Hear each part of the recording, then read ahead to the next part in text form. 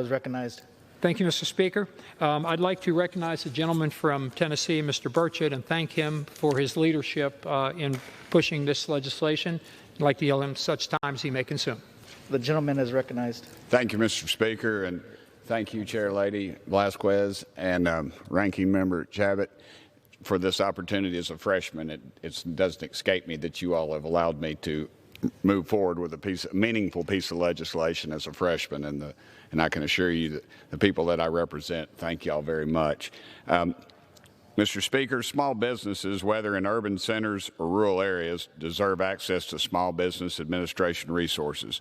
The Microloan Transparency and Accountability Act is strong bipartisan legislation that improves rural access to the SBA microloan program and will help ensure that community-based businesses and not just the heavy hitters have access to needed resources. As a former local mayor, I know the difference that easy access to loans, even small ones, can make for our American mom and pop shops. Unfortunately, Mr. Speaker, rural small businesses often don't get enough consideration from microloan providers. To incentivize interest in supporting our rural small businesses, this legislation would establish a 5% technical assistance grant for intermediaries who make 25% of their loans to these small businesses. Rural small businesses will have more opportunity to grow and innovate with the help of this legislation.